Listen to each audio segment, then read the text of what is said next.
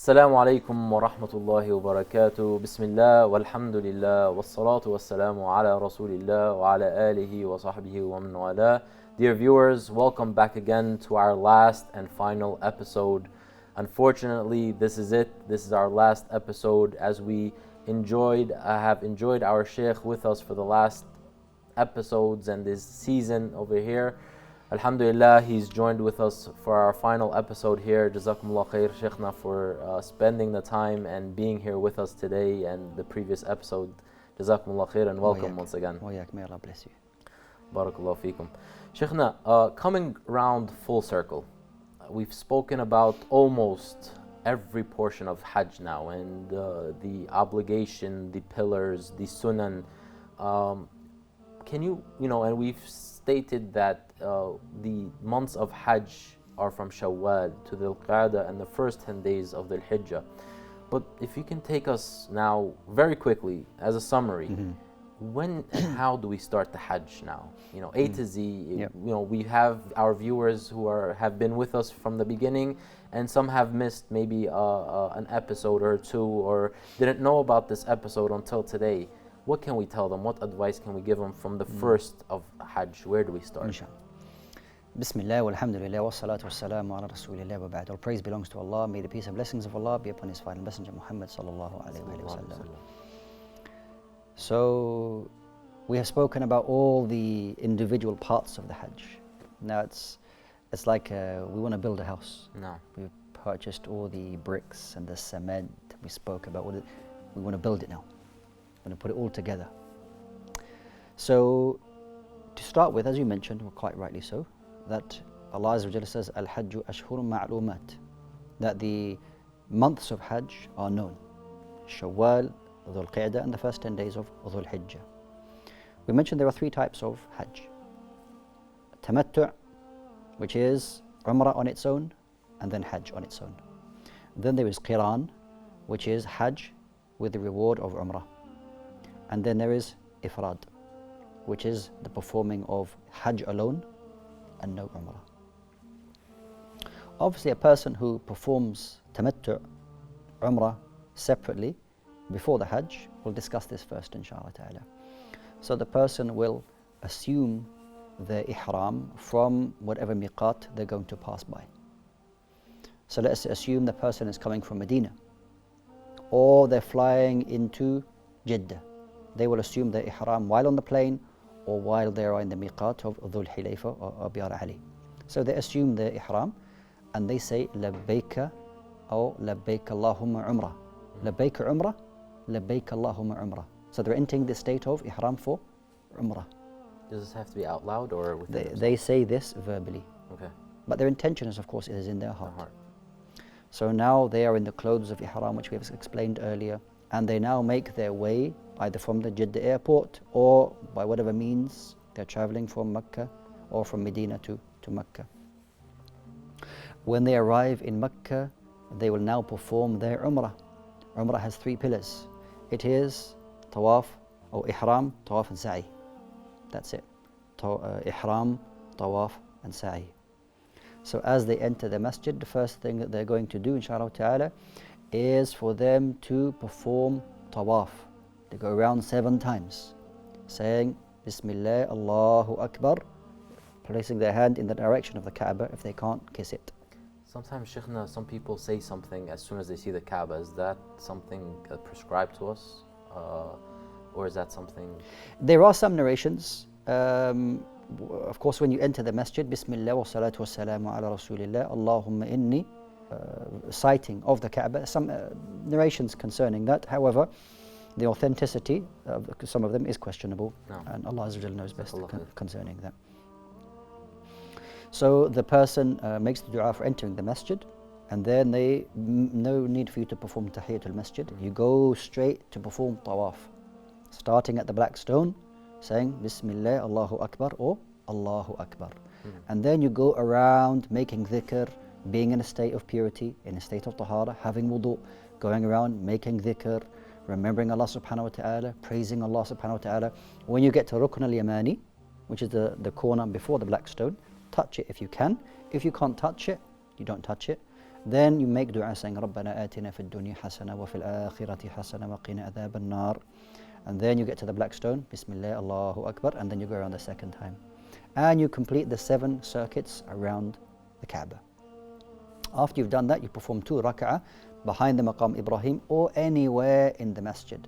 If you do decide to pray behind Maqam Ibrahim and there's nobody there, that's fine. If there's lots of people there, then you should go to another place and pray that there. After you've performed the 2 rak'ah, and the first rak'ah you recite قُلْ يَا أَيُّهَا الْكَافِرُونَ. In the second rak'ah, قُلْ هُوَ اللَّهُ أَحَدٌ. Then you go to drink some zamzam and you pour some of the zamzam over your head. After you have done that, you can go back facing the black stone and you say Bismillah, Allahu Akbar. Then you go to the mountain of Safa. As you're walking up the mountain, again we're performing Umrah. You walk up the mountain, you say أبدأ بما بدأ الله به إن الصفا والمروة من شعائر الله. Then you go into the mountain of Safa. You face the Kaaba and you make dua in the description that we mentioned previously. No. If you can, yeah. If you can stop, face the Kaaba, make good long dua. This is highly recommended, inshallah ta'ala. So you started on Safa, you will end at Marwa. So as you started at Safa, so that's 1 to Marwa, 2 To Safa. Safa. So the even numbers are on Safa, the odd numbers are on Marwa. And we finish with 7. And you finish with 7. No. Once you have finished, or you've ended up on the 7th, that's when there is no dua at the end. Then you trim or shave your head. What I would recommend is that if your Umrah is a good, let's say you perform it in Shawwal, you can shave your head because it gives time for some hair to grow back before the Hajj. If, however, your Umrah is very close to the Hajj, it's very close to it, maybe just a few days, some of the ulama say, trim your hair. I mean, you can shave your hair, it's perfectly fine. But because maybe after 2 or 3 days, maybe there's not much hair there. Okay? So if you trim it right down, so on the day of Hajj you can shave it. Okay, some of the scholars, they mentioned this. Once you have shaved or trimmed your hair, for the brothers and the sisters, they trim their hair, you are now out of the state of Ihram. You have completed your Umrah. You've now completed your Umrah and you're staying in Mecca. Free to do whatever you want. Free to do whatever you like, alhamdulillah. And this is the person who is performing tamattu. Now they finish their Umrah. As for everybody else, now they're waiting for the 8th day, or the beginning of Hajj. This is the day now. This is where Hajj will start, inshallah. The 8th day. The 8th day. Okay. The 8th day is called Yawm at-Tarwiyah. Yawm at-Tarwiyah, Tarwiyah means to prepare and to bring water. At the time of Rasulullah sallallahu alaihi wasallam, that the companions and the Muslims would bring their provisions all the way to Mina, because this would be like a base for them. Because there's like 3 or 4 days you're going to spend in Mina. Literally setting up camp. Exactly, setting up camp, subhanAllah. So they'd bring their water and things like that. This is a sunnah for you to spend the day in Mina. This is called the 8th day, the day of Tarwiyah. It is sunnah as well for those who are performing Hajj, now everybody's going to be performing Hajj, that you enter the state of Ihram on this day. Where do you need to go to a miqat? No. You can do it from wherever you are. Wherever you are in Mecca, that's where you enter the state of Ihram. When you enter the state of Ihram, similarly you say, for the people saying Labbaika Hajja, or for the person if he's performing Qiran, he's traveling, he said or she said Labbaik Allahumma Umrah wa Hajja, because they're joining Umrah and Hajj. So they now enter the state of Ihram and they go to Mina. In the state of Ihram or in the clothes of Mina, they stay there the whole day praying the salawat, not joined, but they do pray them shortened. So Dhuhr is 2 rak'ah, Asr 2 rak'ah, Maghrib 3, and Fajr 2, of course. Isha 2, and then Fajr 2. During this time, engage in dhikr, engage in recitation of the Quran and making dua. These are blessed days now. You started the Hajj, don't waste your time. And this is mainly what happens on the 8th day of Dhul Hijjah, which is called the day of Tarwiyah. Yeah. What are the virtues of this 8th day of Tarwiyah? This day of Tarwiyah. Yeah. So during the days of Hajj, there are specific virtues which the Prophet ﷺ said that happens on this day. Like, let's say the day of Arafah is a day in which Allah subhanahu wa ta'ala frees more slaves or more servants on this day more than any other day. So there's a virtue of Day of Arafah. Or likewise, we say that a person who's fasting the Day of Arafah has a specific reward. I don't have a specific reward concerning the Day of Tarwiyah, except that it is a sunnah for you to enter ihram and for you to begin your Hajj on this particular day. MashaAllah. Jazakumullah khairan, Shaykhna. If we can take a short break, inshallah. Dear viewers, we're going to be taking a short break. Stay tuned as we continue summarizing the fiqh of Hajj in this journey of Hajj. Stay tuned after the break. Assalamu alaikum wa rahmatullahi wa barakatuh. Assalamu alaikum wa rahmatullahi wa barakatuh. Dear guests, viewers, welcome back as we wrap up this episode with our last and final segment of this series. Shaykhna, we left off the 8th day of Dhul Hijjah, Yawm al-Tarwiyah. We said we were we mentioned the virtues of that day. Yeah. What's next? What do we do after that? Sure. So what I would recommend the viewers is to read the hadith of Jabir ibn Abdullah radiallahu anhu. He described the Hajj of the Prophet sallallahu alaihi wasallam. Very long hadith. There is always exceptions, if I did this, if I did that, but these are the issues. But I'll try my best to explain how, in the order that the Prophet ﷺ performed his Hajj. So on the 8th day, they spent the time in Mina, praying the salawat, praying the prayers in their time and shortened. Then they spend the night. This night, actually, you can call it the night of Arafah. You stay there and you take a good rest until Fajr. Then you pray your Salat al-Fajr. So we do not combine on the day of Mina? You do not combine. We just shorten them? You just shorten them, yeah. You pray the salawat in their own time. Okay. Then you stay there, you sleep in the tents of Mina on that night. And then on the morning of the 9th, that's the day of Arafah. No. This is when everybody will be preparing to make their way to Arafah. No. Your buses, your guides, they may take you there at different times. You can't expect everybody to be there at once. So whenever you arrive, you arrive. No.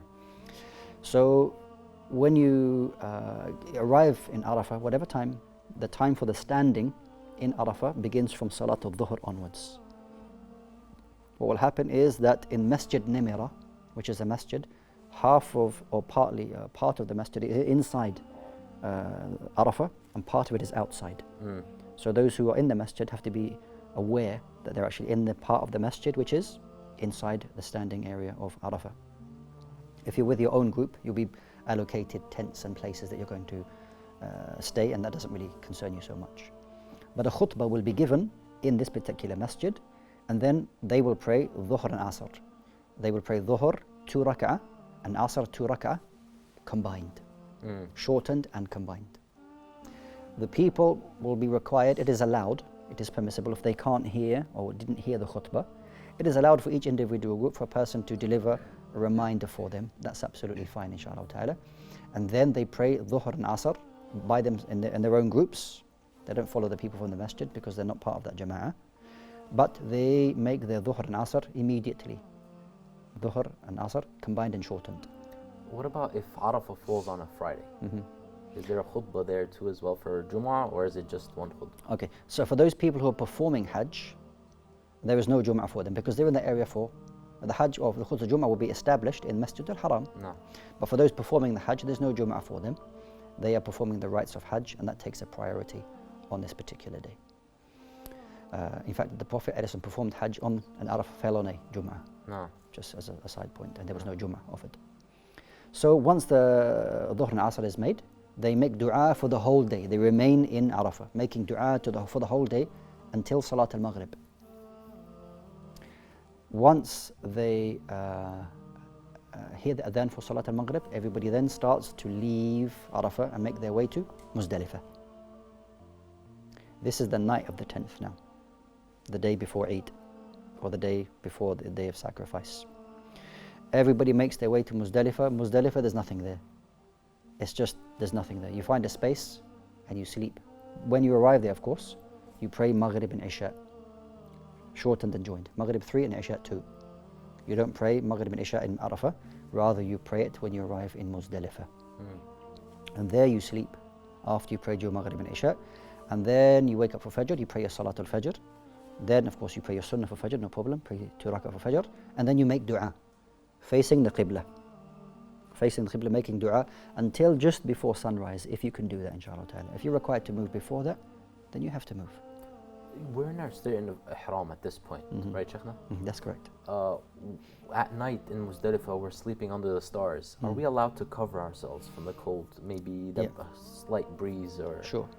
So at this time of the year, Hajj is in the summer. Nobody's going to feel cold. No. It's going to be very, very warm.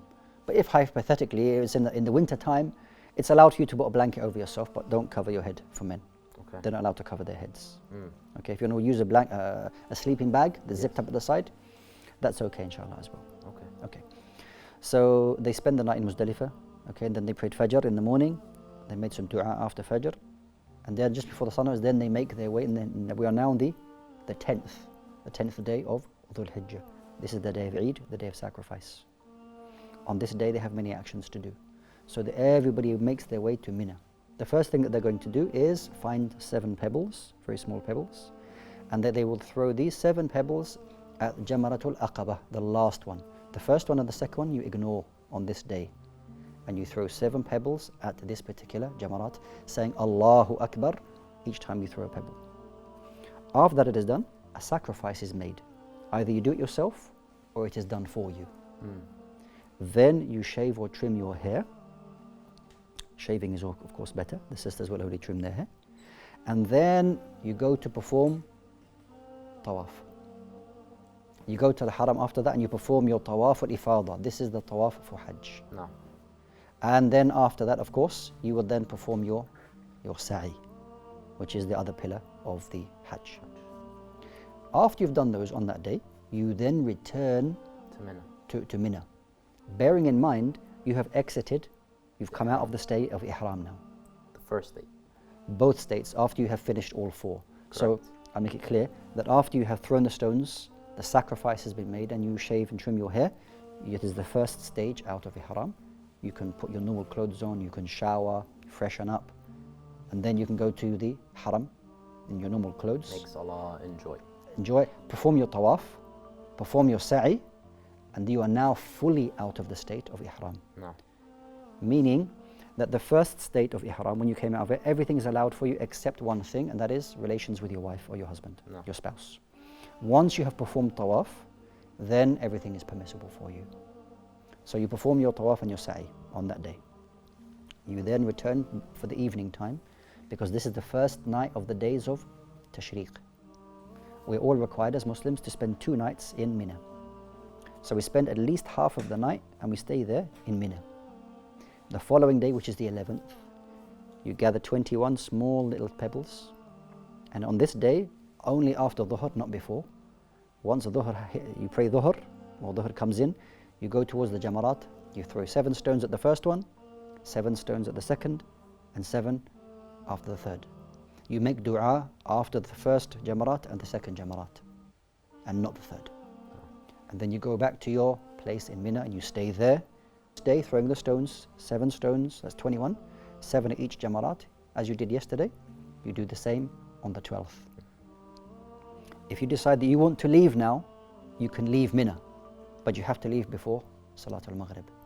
If you decide to stay, as the Prophet ﷺ did, you stay that night again for the 13th night, and you make the days of Tashriq for you 3.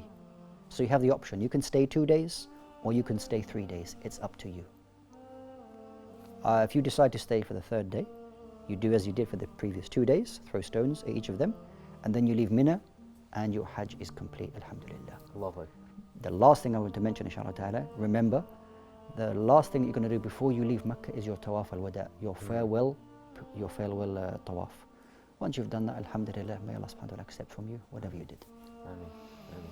SubhanAllah, beautifully worded and mentioned, and so easily coming right after each other, these steps chronologically and smoothly.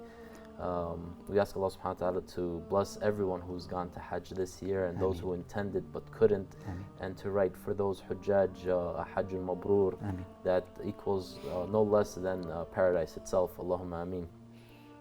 Shaykhna, since we do have some time left remaining in this episode, can you share with us some mental notes we should all prepare ourselves before we undertake this big journey, this journey of a lifetime, as we mentioned before? How should we prepare ourselves mentally? I mean, it might not have anything to do with the fiqh of Hajj itself, but preparing oneself is, I think, of very Yes. utmost importance Yeah. over here, because this will essentially lead to completing your Hajj Yes. properly. Yeah, yeah. So, any words of advice with that regard? Yeah, barakallahu feek. What I would say is that, like any act of ibadah, is that the more you know about your Lord, the more you know about Allah subhanahu wa ta'ala, the more you will feel the value of that worship. When a person is praying, if they understand what they're saying in their prayer, they understand the names and attributes of who Allah subhanahu wa ta'ala is, they will have that much more fear and tranquility and peace in their prayer. Similarly, with the Hajj, try to understand what this Hajj is about, the reward of Hajj, the blessings of Hajj. Imagine the Prophet ﷺ traveling with more than 100,000 companions, performing the Hajj, performing the Tawaf. You are reliving the footsteps of the Prophet ﷺ, reliving the footsteps of the Prophet Ibrahim ﷺ. This is an amazing honor that Allah subhanahu wa ta'ala has given to you, that many people want to go to the house of Allah, but not everybody is invited. There are millionaires, but subhanAllah, for whatever reason, they've never made Hajj, they've never made Umrah. But a person who doesn't have very much, Allah Azza wa Jal gives them that they can perform the Hajj and Umrah, and that they go. And Allah Azza wa Jal honors them, and that is true honoring. Honoring a person is not by the riches that they have, the clothes or the cars or the houses they have, but true honor is a person whom Allah subhanahu wa ta'ala honors. With pure submission, true submission, sincerity to Allah Azza wa Jal. We don't seek fame, we don't seek placement in this world, but rather we seek acceptance from Allah subhanahu wa ta'ala. So remain patient, know what you are doing, and seek the maximum reward from Allah tabarak wa ta'ala. Allahu Akbar, Allahu Akbar, Shaykhna. Shaykhna, we learned from our scholars and our teachers that when we learn from our mashayikh, we should thank them and make dua for them.